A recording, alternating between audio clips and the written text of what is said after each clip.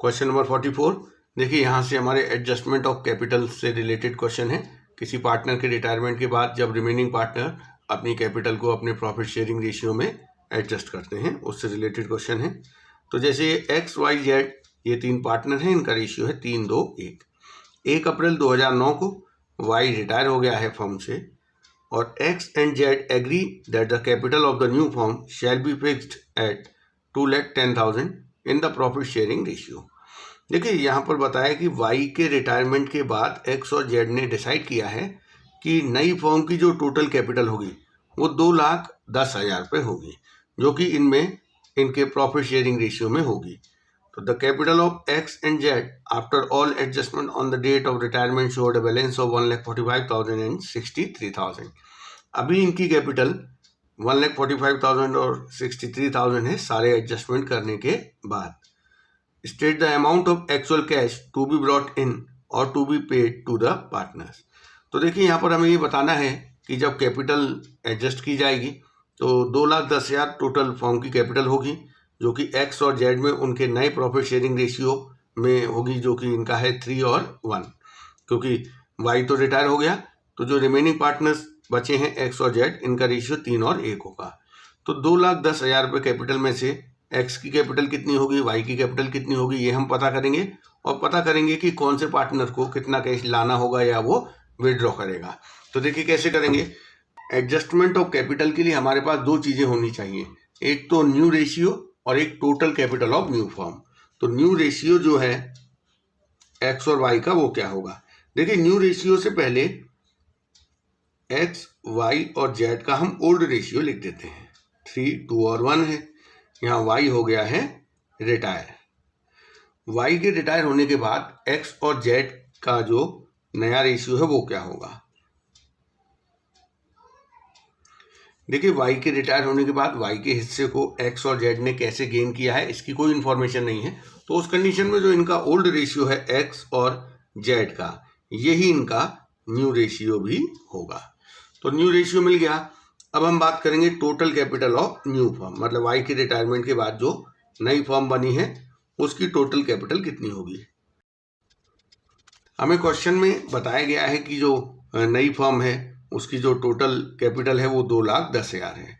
अगर हमें क्वेश्चन में नहीं बताया जाता तो हम क्या करते, जो रिमेनिंग पार्टनर्स हैं एक्स और जेड, इनकी आफ्टर ऑल एडजस्टमेंट जो कैपिटल आ रही है उसे हम जोड़ देते और वो ही हमारी नई फर्म की टोटल कैपिटल होती। अब देखिए, पूरी फर्म की टोटल कैपिटल है 2,10,000, तो एक्स की कैपिटल कितनी होगी और जेड की कितनी होगी। देखिए, एक्स की कैपिटल होगी 2,10,000 इंटू 3/4, क्योंकि ये नई फर्म में 3/4 का पार्टनर है तो इसकी कैपिटल 3/4 होनी चाहिए। तो इसकी होगी 1,57,500। जेड फर्म में 1/4 का पार्टनर है तो पूरी फर्म की कैपिटल का 1/4 इसकी कैपिटल होनी चाहिए, 52,500। अब आप देखिए, एक्स और जेड की एक्चुअल में आफ्टर ऑल एडजस्टमेंट कैपिटल है कितनी। एक्स की है 1,45,000, जबकि होनी चाहिए 1,57,500। तो इसे कैश लाना पड़ेगा। देखिए, इसकी कैपिटल होनी चाहिए 1,57,500, जबकि इसकी आफ्टर ऑल एडजस्टमेंट कैपिटल है कितनी, 1,45,000। तो इसको कितने लाने पड़ेंगे, 12,500। वाई की देखिए, आफ्टर ऑल एडजस्टमेंट कैपिटल है 63,000, जबकि होनी कितनी चाहिए, 52,500। तो इसकी कैपिटल एक्सेस में है तो ये विड्रॉ करके लेके जाएगा। जेड की कैपिटल है 63,000, जबकि चाहिए इसकी केवल 52,500। तो ये 10,500 रुपये विड्रॉ करके ले जाएगा। तो इसकी भी कैपिटल, इन दोनों की कैपिटल इनके प्रॉफिट शेयरिंग रेशियो में आ जाएंगी। तो ये हो गया हमारा क्वेश्चन नंबर 44। अब हम करेंगे क्वेश्चन नंबर 45। लीजा, मोनिका और निशा ये तीन पार्टनर हैं, इनका रेशियो है 2:1।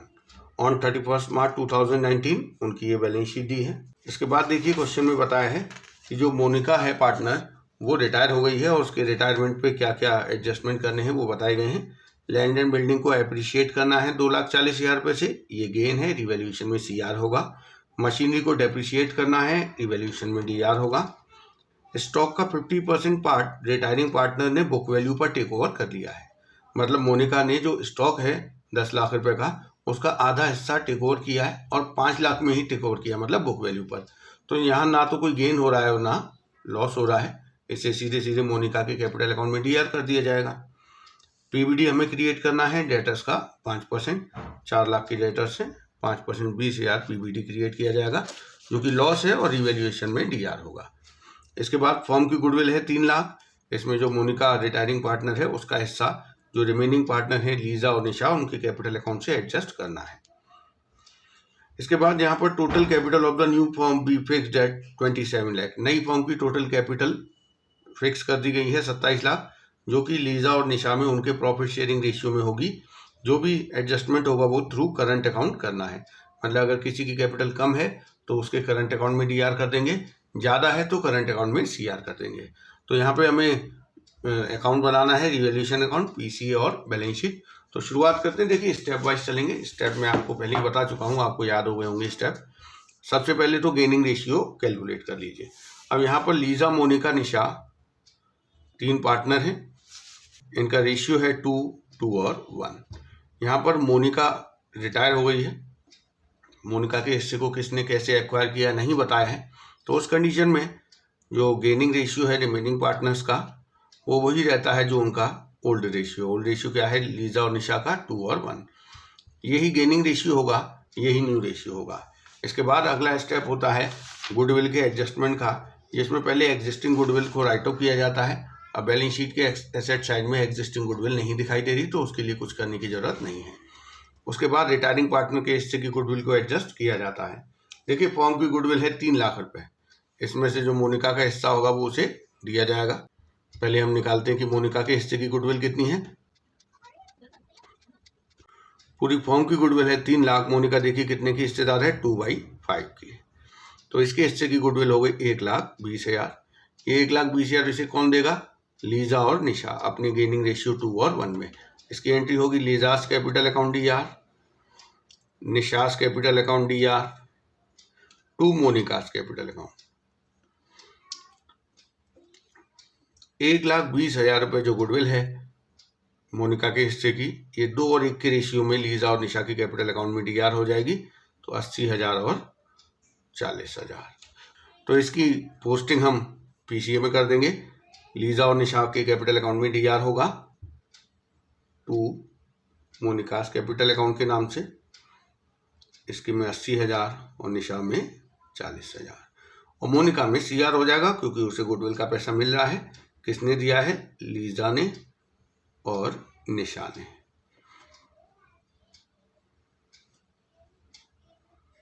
तो ये देखिए हमारा सेकंड स्टेप हो गया। इसके बाद हमें करना होता है रिजर्व, P&L और डेफर्ड एक्सपेंस का एडजस्टमेंट। अब आप बैलेंस शीट के एसेट साइड में देखिए कोई रिजर्व नहीं है, कोई डेफर्ड एक्सपेंस नहीं है, ना ही P&L का बैलेंस है।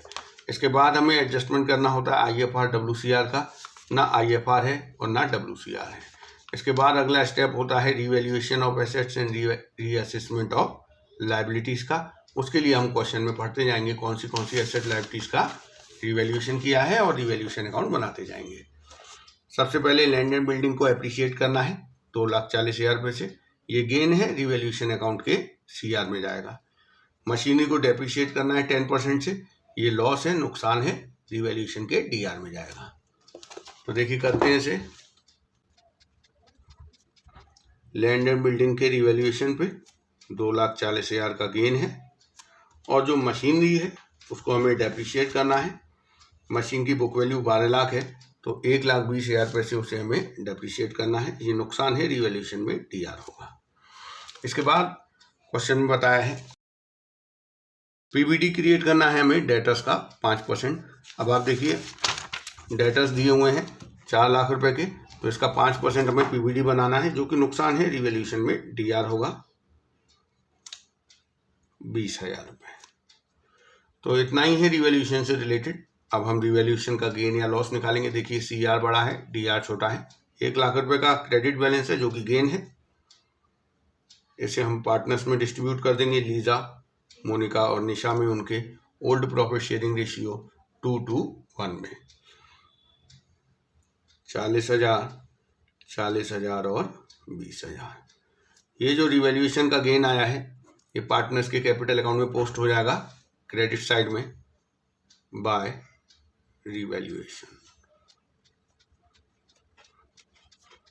इसके अलावा देखिए ये बताया गया है कि 50% of the stock was taken by retiring partner at book value. अब स्टॉक की हम बुक वैल्यू देखें कितनी है। स्टॉक है 10 लाख का, 50% हो गया 5 लाख का।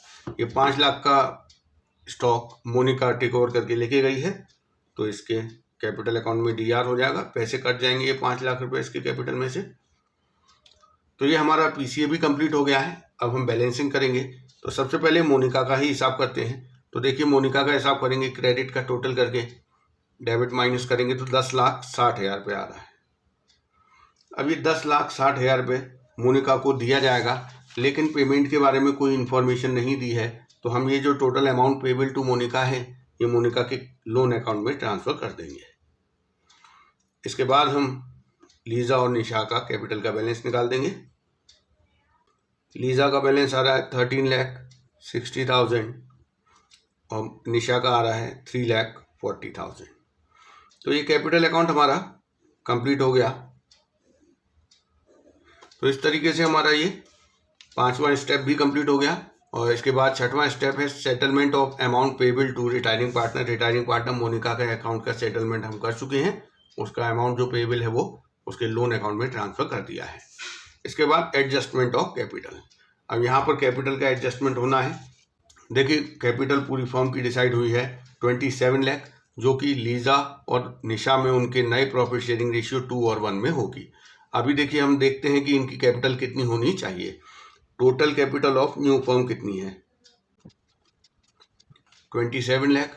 अब आप देखिए लीजा का और निशा का नया रेशियो क्या है 2:1। इसी रेशियो में इन दोनों की कैपिटल होनी चाहिए। तो अब हम यहाँ से पता करेंगे कि लीजा की कैपिटल कितनी होनी चाहिए और निशा की कितनी होनी चाहिए। टोटल है 27 लाख, इसमें लीजा की होनी चाहिए 2/3 और निशा की होनी चाहिए 1/3। मतलब इसकी कैपिटल होनी चाहिए 18 लाख और इसकी होनी चाहिए 9 लाख। लेकिन इसकी कैपिटल 13,60,000 है जो कि कम है, इसकी 3,40,000 है जो कि 9 लाख से कम है। तो अब इनको कैपिटल लानी होगी। इसके लिए देखिए कैपिटल में एडजस्टमेंट करने के लिए हमें कैपिटल अकाउंट को रीओपन करना पड़ेगा। तो ये जो बैलेंस है ये हम वापस यहाँ पर बाय बैलेंस बीडी करके लेके आएंगे, क्योंकि इनकी कैपिटल को हमें एडजस्ट करना है। अब इनकी जो एडजस्टेड कैपिटल है वो हम यहाँ लिख देंगे कि किसकी कितनी होनी चाहिए। इसकी होनी चाहिए 18 लाख, इसकी होनी चाहिए 9 लाख।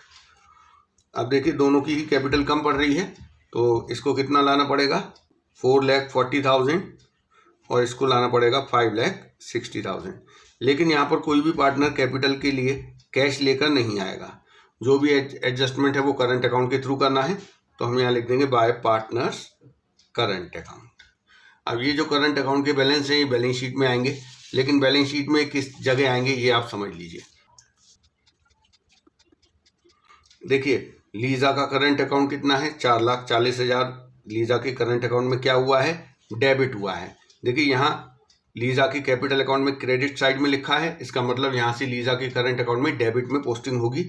तो लीजा के करंट अकाउंट का डेबिट बैलेंस है। इसी प्रकार निशा के कैपिटल अकाउंट के सीआर में लिखा है, तो निशा के करंट अकाउंट के डीआर में पोस्टिंग होगी। तो दोनों का करंट अकाउंट का डेबिट बैलेंस है और डेबिट बैलेंस बैलेंस शीट के किस साइड आते हैं एसेट साइड में। तो इन्हें हम जब बैलेंस शीट बनाएंगे तो एसेट साइड में इनको शो किया जाएगा। अब हम बैलेंस शीट बनाते हैं। तो बैलेंस शीट के लिए देखिए पुरानी बैलेंस शीट देखते जाएंगे, जो भी चेंजेस हुए हैं उन्हें कंसिडर करते हुए नई बैलेंस शीट बना देंगे। तो पुरानी बैलेंस शीट में सबसे पहले लिखे हुए हैं ट्रेड क्रेडिटर्स 1,60,000, कोई चेंज नहीं आया है, एज इट इज लिख देंगे। बीपी एम्प्लॉयज प्रोविडेंट फंड, इन तीनों चीज में कोई रीअसेसमेंट नहीं हुआ है, तो ये एज इट इज आ जाएंगे।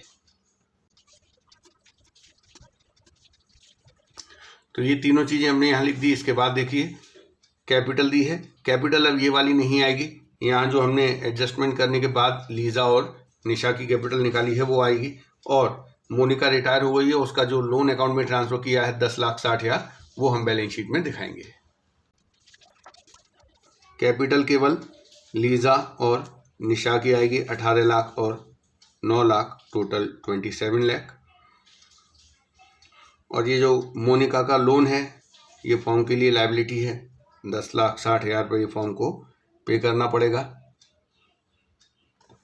तो ये हो गया हमारा लायबिलिटी साइड। अब हम एसेट साइड की बात करेंगे। लैंड एंड बिल्डिंग 10 लाख की है, इसमें 2,40,000 इंक्रीज कर दिया है, तो अब हम लैंड एंड बिल्डिंग को 12,40,000 दिखाएंगे। ये देखिए जो 2,40,000 है वो रिवैल्यूएशन में CR हो चुका है। तो अब हमारी लैंड एंड बिल्डिंग की वैल्यू हो गई है 12,40,000। मशीनरी की बात करें, मशीनरी देखिए 12 लाख की है, 10% इसे डेप्रिशिएट कर दिया था, कम कर दिया था, जो कि रिवैल्यूएशन अकाउंट में हमने DR किया था। तो अब मशीनरी में से 1,20,000 कम हो गए 10,80,000 दिखेगा। स्टॉक की बात करें, देखिए स्टॉक में कोई रिवैल्यूएशन तो नहीं हुआ, लेकिन 50% स्टॉक मोनिका ने टेक ओवर कर लिया था 5 लाख रुपए में। अब 5 लाख का स्टॉक बचा है। इसके बाद डेटर्स देखिए 4 लाख के हैं और इन पे 20,000 का PBD क्रिएट किया था, जो कि हमने रिवैल्यूएशन अकाउंट में DR किया था। तो वो 20,000 माइनस करने के बाद 3,80,000 दिखेगा। इसके बाद बैंक बैलेंस की बात करते हैं। देखिए बैंक बैलेंस 40,000 है, ना तो कहीं से कैश आया है और ना गया है, तो ये 40,000 एज इट इज़ आ जाएगा। इसके बाद हम देखिए, मैंने आपको बताया था करंट अकाउंट के बैलेंस हमने जो लीजा और मोनिका के लिखे थे। डेबिट बैलेंस है जो कि हमने PCA से पता किया था, यहाँ से 4,40,000 और 5,60,000। ये हम बैलेंस शीट के एसेट साइड में दिखाएंगे।